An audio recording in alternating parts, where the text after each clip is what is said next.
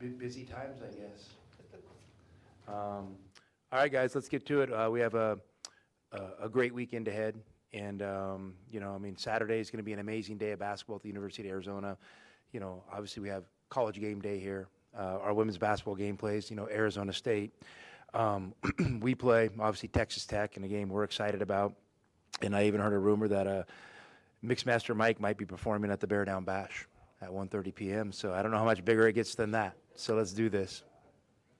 What value do you take as a program having something like game day here? Well, it's awesome. I mean, obviously game day is an honor. There's only, I don't know, like I wouldn't know how many weekends. It's not a lot. I'm guessing less than 10, weekends a year, and you're one of the programs, they've chosen to showcase. And so I think it says a great thing about our legacy, and I think it says a great thing about, the season our team is having. So it's an honor to have them here. You could put it in, is it a distraction category? No, not at all. It's an honor, and we embrace it. And when you're at a place like Arizona, basketball means a lot. And anything you can do to promote your program in the university is a good thing. Will the players be involved in any way? I don't know the exact script. You'll probably have to go over Nate with the details of that stuff. And for the most part, we try to keep it as normal for our guys as possible. Obviously, there's a lot of moving parts right now as you get later in the season, and there's a lot of, and that comes from a lot of excitement. So but the main thing for us is playing well in the game. And the circus around it's a good thing, but the main thing for me as a coach is to make sure our team's prepared to play. You had mentioned after the game that you felt like the season starts now for your club. How do you feel they've reacted the last few years? Great. Obviously, we were on a little bit of a run. I was never delusional and thought that it was our God-given right to win every game. And, Kansas gets a ton of credit and an awesome atmosphere. Their best players out, and I found a way to get it done. And for us, I'll give our guys credit. I didn't think we played great. I thought we could have maybe finished some easy shots a little bit better that would have made a difference. But we gave ourselves a chance into the end. And so I think there's a lot to learn from it. And, we've kind of taken the last couple of days to digest it. But now, we have a heck of a stretch coming up. And it starts with Texas Tech. And, I think you got Texas Tech, BYU, Houston, pretty much in like a 8-day window. That's pretty awesome. So we need to gear up for that, and for us, it's always been about moving forward. So that's what we're going to do. What lessons from the Kansas game now apply moving forward? Whatever, it's what it always comes down to. It's always the controllables. We do a little bit better, with our scouting reports and with our personnel, understanding the personnel tendencies. Can we, on offense, you run something, you execute something, at the end of the day, you got to deliver. You got to make the shot or finish the easy shot. And those are the ones we put value in is, those easy shots in the paint. We take a lot of pride in being able to finish those. To me, it's just that, those are the things we're going to focus on. I didn't think there was anything glaring. So, we'll just get back to it. I think it's a great experience for our guys to go through. Speaking of that, was there anything with Koa specifically? I mean, he's been so consistent in there. Differences. Are people playing him different? I don't think so. This obviously wasn't his best game, but we know what kind of competitor Koa is, and I expect him to respond. I don't see any trends developing. Your team has shot free throws very well this year, maybe not so much the last two games. Have you pinpointed maybe why they've been on? I would have liked to shot more free throws at Kansas to give us a chance to shoot them well. I think we were 8 of 14 or something like that, and that's a little bit lower than the number we're used to shooting. But that's how the game was officiated. So we have to adjust and move on and take advantage of the opportunities we do get. Texas Tech is basically taking more than half their shots from threes. And I think Alabama might be the only team that you've faced to this point that's been like that. How different is that compared to just what you've seen as far as teams that are so focused on the perimeter? Well, Texas Tech's a great team, and obviously they have a great coach, and you guys know he and I have a long relationship. They really have a great ability to focus on the things that they feel like drive winning for their program, and they recruit to it, they coach to it, and they're going to put you in a ton of situations where you have to make a decision. Are you going to put two guys on the ball, and they're really good once you get in rotation and of finding shooters, and they surround a an All-American player with great shooters, and that's a great formula. And they have a dynamic playmaker, who they could put the ball in his hands, and he can create shots for others and for himself. So they do a really good job of putting you in a bind defensively and forcing you to make a lot of decisions. And they hang a couple things over you. If you don't get enough help here, we think our big guy can score enough points to basically do a lot of damage. If you start bringing help here, we think we've surrounded them with a lot of shooters, and we can find them to do a lot of damage. So that puts you in a conundrum for sure. I think specifically Toppin doing different things with maybe a lot more spacing, I guess. It seems. I mean, not really. I mean, it's they. I mean, obviously they're doing a few things different than last year, but I wouldn't say anything drastic.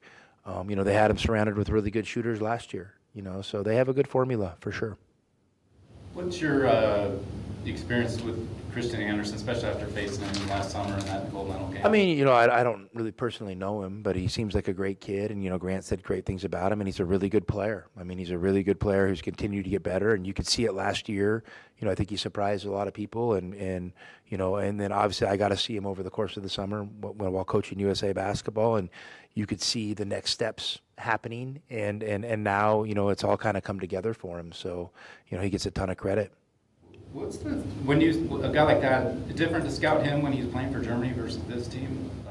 I mean, of course, there's always differences because it's based on a lot of times what their team's doing, what our team's doing. We don't always do the same things, and then what personnel's around them, what personnel each team has. But a lot of the common threads are there. He played a pretty similar style for Germany that he's playing now. I mean, he's a very good ball control point guard. Who can hurt you from deep. He can make mid-range tough mid-range shots. He's getting down in the paint, finishing. And he can set his teammates up, so he's pretty dynamic. How would you describe the reaction of the team after the loss? Were they angry? No, they're fine. I mean, they're fine. I mean, I'm sure they don't love it, I mean, but they're fine. You work on a culture all year round, to be able to respond to things like this, and we obviously we all know as competitors that losing is part of the equation. So you have to be able to handle that. I mean, there's no panic. And guys, I hate to break it to you, we might lose another game or two or three. I don't know. I mean, we could lose Saturday. I don't know. But you got to keep it moving. You got to keep it moving. And you have to have faith and trust that you're building for something bigger. Do you feel like Kansas was doing something where it was causing you guys to settle more for jumpers than being able to get into the lane? I mean, nothing crazy. I mean, nothing that we really haven't seen. I mean, they had great rim protection, and you're saying settle for jumpers. When I went back and watched the film, I see a lot of missed paint shots. So I don't know necessarily if they were doing anything crazy or different, but they do have some good length around the rim for sure. Of the streak while it was going on, but do you feel like maybe at least externally it takes a little pressure off that people aren't going to be saying? Not really. I honestly don't feel any different now than I did last week or the week before. I mean, I was tired the last couple of days because getting back from Kansas at 3 a.m. and getting back to it, it's not always easy. But yeah, no, I feel great now, and I'm excited for the opportunities that lay ahead. I mean, I'm a now and next guy. I don't spend a lot of time worrying about things that happened, last week. The new glass floor at the conference tournament. What do you know about that? I don't know much. I mean, obviously there's been some discussions, about it internally, with them, disclosing that it's an option, and they pulled the trigger. So, I hope it's pretty cool. I mean, I hope it doesn't impact play. I'm all about the game, so I hope it doesn't impact play, and if it, brings good attention to the conference, I guess that's a good thing. You mentioned this on Tuesday night, but would you consider Kansas the most physical team that you guys have come across this season? I don't know. I don't know if the most physical, but they're definitely physical. I mean, I'd have to sit down and think about that. But no. Kansas is a really good team, and Coach Shelf's a great coach. And guys, I know it's hard for you to sit in there that haven't been there. If you've never been there, it's different. And I'll let Bruce come up here after, and he can tell you how different it is. I'll let Brian Jeffries come up here later. He's been to a lot of places. He could tell you how different it is. It's not an overreaction for me. That place is different. They got an incredible environment. They got an educated fan base. They got an amazing legacy, and you feel it. And that's only a compliment to them, and it's not a slight to anybody else. Yeah, it's still ringing right now. Yeah. But luckily, I listen to my Mix Master Mike stuff really loud, so like I'm maybe trained. Because we were up at the top, I always wonder like what it's like. Were your ears ringing? I had my earbuds in the whole time. You're smarter than me. Do you have any, did you have any input on the Galaxy Slam uniforms that you guys are wearing next week? As far as Well, listen, all things equipment-wise, I'm going to refer to Emoy, Brian Brigger. But, that was definitely an idea that, we kind of talked about as a staff, and we made some connections on the other side of campus. And I think it's really cool that to be able to combine those two forces. I love being a college basketball coach because you're part of a bigger university community. And I think that's really important. And anytime you can kind of bridge the gap between athletics and the other side of campus, I think that's really, really cool. And there's some amazing things going on at the University of Arizona that maybe don't get as much attention as basketball that need to be showcased a little bit. So I think this is a great opportunity. We're not the first people in the world to have this idea, so we don't get all the credit. I think UCF's done a good job with theirs, but this can be our own version of it because we have our own story that needs to be told. And if basketball can be a platform to help tell some of these stories, let's do it. Your biology major hat back on then? I did speak last night at the thing. I asked if you were there, Bruce. You weren't. Gonna go. I did watch it on YouTube though. It was, So because when I heard you weren't there, I finally was able to open up. Well, I got one question about that, and that was the whole koala thing. Is that what led you to Australia after? You said you Well, that's a longer story for maybe you and me at Bob Dobbs, but there is some truth. I actually did write a thesis, and it was the topic did revolve around koala fecal pellets. That there's a lot of truth to that. Yeah. So we can share the report and the findings later. I wasn't published. I'm devastated. I mean, I was just curious, like, what led you to that of all the things you could have picked for your thesis or whatever? Basketball. A guy on the team that I was with was connected with it, and I needed to write a thesis, and he happened to be a research expert in the area of koala bears. So he teed me up. It was an awesome experience. You have used the term hubris a number of times this year. We had a young man call the post game the other day, and we asked him to spell hubris. He did. Can you spell hubris? Can I spell it? Hubris. I mean, yeah. I did okay in the spelling bee. That girl Jessica got me every year, though, at the end. There's 3 ways to spell there, isn't there? Yeah. So I always got stuck on that one.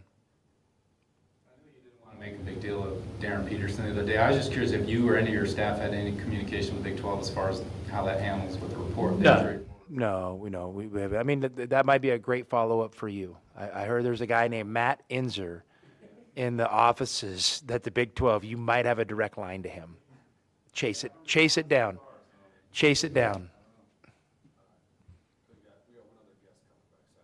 Oh, yeah, for sure. It's a great thing. I'm happy to announce, not only is it going to be Valentine's Day on Saturday, but our own Caleb Love is coming back to be, honored and be put up in the Ring of Honor. And he is, I'm sure he'll be available for you guys, but I think this is a really cool thing. You guys know Caleb has a special place in my heart. For Caleb Love to be inducted in the Ring of Honor on Valentine's Day, which just happens to be the date the state of Arizona was officially founded on February 14th, 1912. That's a lot.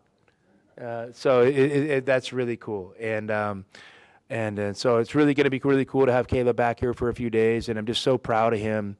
He's had a journey that's been well documented, and we don't need to rehash that. But he came here, and Arizona, was a place that was able to kind of give him a second chance at it, and he crushed it. And he didn't get drafted, which, is maybe a debatable decision by a lot of people, but I think he's proven his worth. And his first half of the NBA season, I think he's averaging double digits for the Portland Trailblazers. So happy for Caleb, and am not surprised at the success he's having, and hope you guys are able to do some really cool stuff with him coming back. The way he's playing even surprised you a little, because I remember last year, I think it was June when you met with us, you said he's going to play in the league, and a couple of us were like, "Are you sure about that?" You know, there was some doubt. You were right? skeptical of something I said, Bruce? I didn't. I thought everything I said you took at face value and like ran with it. Well, I think that's part of the thing. It's like, I have a lot of belief in that guy. I have a lot of belief in Carter Bryant. These guys are good players. They're gonna find their way. They're gonna be good, and it was a privilege to coach them, and hopefully we help them in their pursuits of their dreams, and I'm excited for what they're doing. I know they were on different teams, but if it comes heads up, who's winning the dunk contest, Carter or Kashad? Interesting. Yeah, I don't know. You know, I think Rocky Gronkstone is the dark horse in the whole thing. Am I breaking news there that he's in the dunk contest? Okay. I don't know. We'll see. I wish them both the best of luck, and I don't even know when that deal is. I was hoping well, then they probably won't be able to come to the game. I was hoping a few more guys could pop through this weekend, but unfortunately, they're going to be busy. I think the thought on Caleb though was, isn't there sort of a thought that, you know, it's really hard sometimes as a two guard. There's you know, tons of guys like that. Do you really have to distinguish yourself, or was there something about Caleb in that you saw? I just felt like his skill set really translated to the NBA game, and I thought if given the chance, what he has been through is going to serve him well, because he's had the highest of highs and the lowest of lows. And a lot of times when a young player goes to the NBA, they haven't yet experienced the lowest of lows.